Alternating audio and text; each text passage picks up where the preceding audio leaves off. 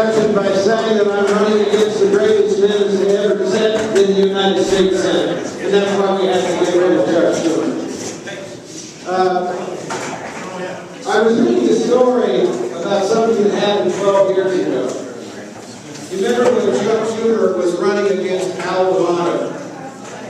And Al D'Amato very graciously agreed to 2 statewide televised debates in New York. And Chuck Schumer demanded 8 more, on top of the 2 that Al D'Amato agreed to.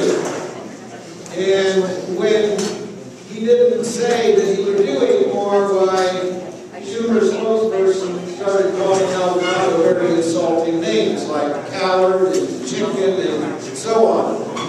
So I figure this.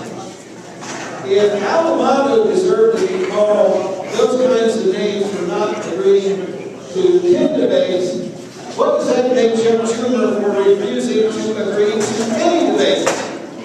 Because the fact of the matter is, he has now declined 5 different invitations from news media outlets in the state of New York saying he doesn't have time on his busy schedule to respond to requests like this. So, I have a special treat for you tonight. Since the real Al D'Amato will not show up Thursday, we welcome this a very special guest, the imaginary Chuck.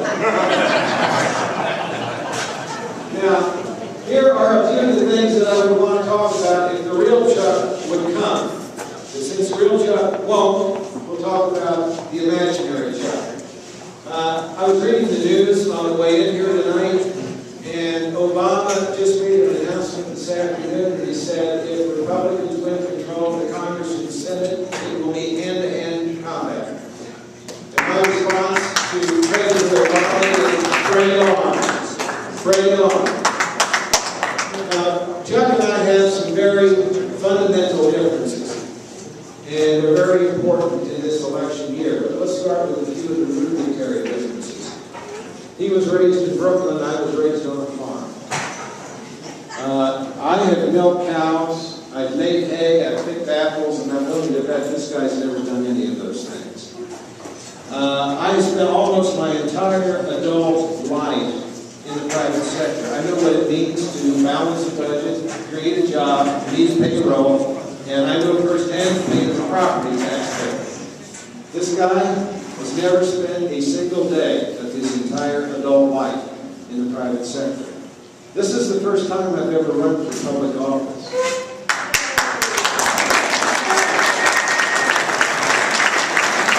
Thank you. This fellow has held public office since he was 23 years old. And I'm serious as a dead pig, ladies and gentlemen. This is part of the problem with Washington.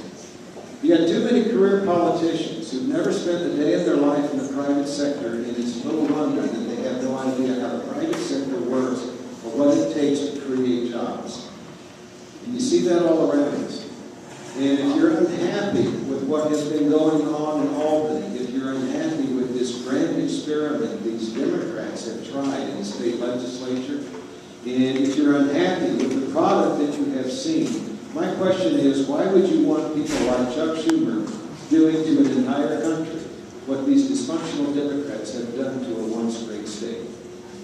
Now, I have my differences with Chuck Schumer, but let me point out, I do think there are some reasons why he will not debate me, reasons why he doesn't want to.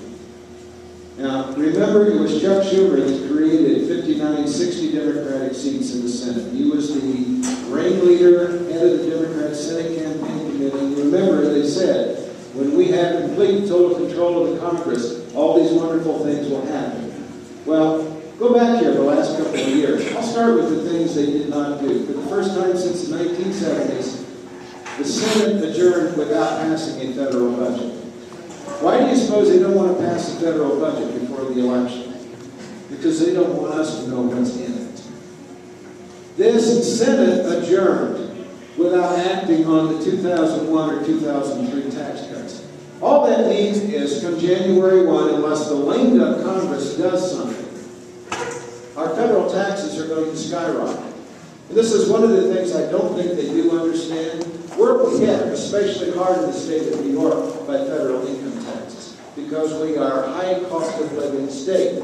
We are what we call a donor state. For every dollar we New Yorkers send to Washington, we're lucky to get 80 cents back. The rest of it goes to other states and we never see it again. So when you increase federal taxes, it hits New York especially hard, because all that means is each and every year we're draining even more capital out of New York that goes somewhere else. In fact, if we had a dollar back for every dollar we sent to Washington last year, it would be enough for this dysfunctional state legislature to balance their budget and give New York a $10 billion tax cut. He didn't want to talk about that. He's had 12 years to do something about it. Obviously, as we all know, the Congress adjourned without passing anything that was remotely close to immigration reform. But let's talk about the two things they did do. And I would be ashamed too. This man helped ran through the United States Senate a health care bill that a majority of people did not want, a health care bill that we now know is a lie and a fraud and a farce, and I have vowed that the very first vote I will take as your next U.S. Senator is the vote to repeal Obamacare.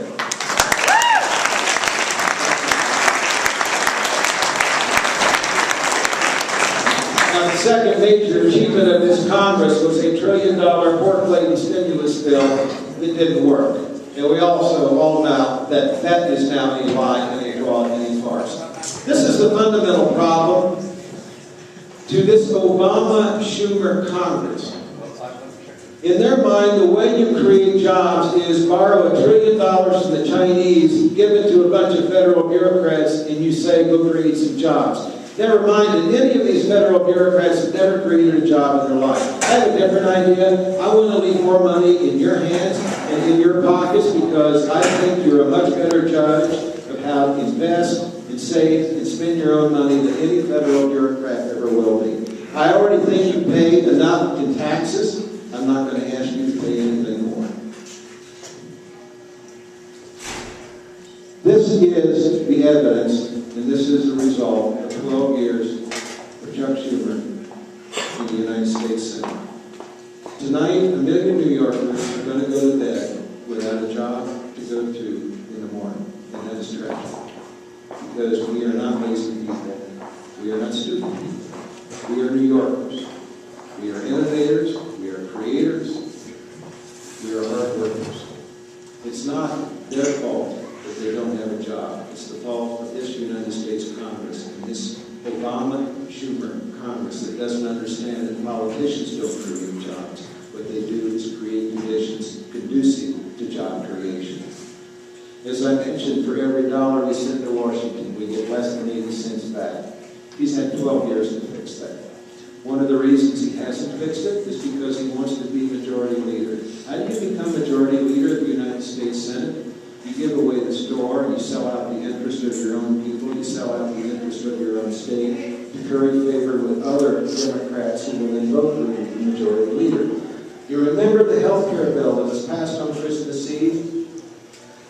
In the dark of night, with no television cameras, no transparency, we were promised that everybody would get to read it. Well, guess what?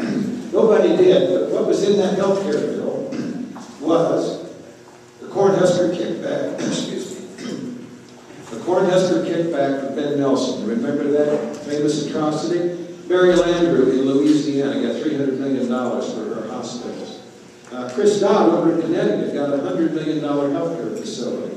Christmas presents all for other senators. You know what we New Yorkers got in the bill?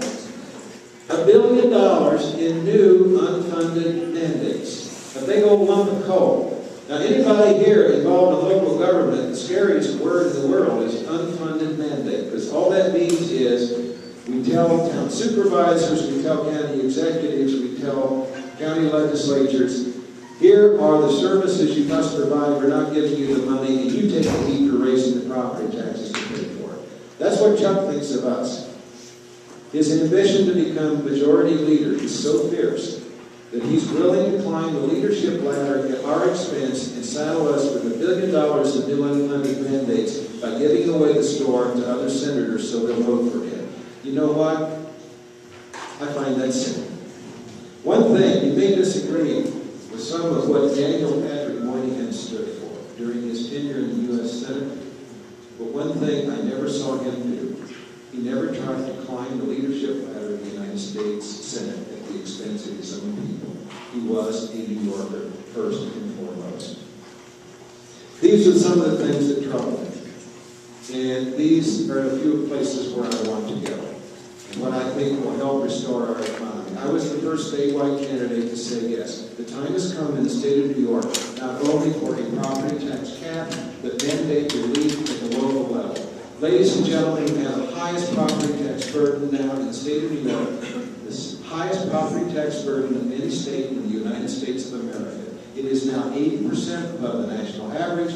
One of the reasons is unfunded federal mandates coming out of Washington, some of these unfunded federal mandates coming out of Albany. We wonder why jobs leave. Well, hello. Jobs are leaving because it's expensive to do business in New York. It doesn't have to be that way. So what I would do is say, I'll jump out, I'm willing to go to Albany, I'm willing to dive in and help the local county or state legislators and the governor. I will stop voting for it. I will not vote for unfunded federal mandates at the local level. It is key to restoring our economy in New York. Item number 2, I've already said. I would extend the 2001 and 2003 tax cuts for at least 5 years. Number 3, repeal Obamacare. It is a monstrosity. Health insurance premiums are not coming down. Has anyone noticed? They're skyrocketing. Another unbroken promise. These are just a few of the reasons that I want to be your next U.S. Senator. These are a few of my ideas about what we can do to make New York better. These are the few of the reasons that I think this guy ought to be returned to the private sector for just a few years of experience in the private sector and really earn a paycheck before he tries his hand at politics again. And with that, a couple of questions before we go.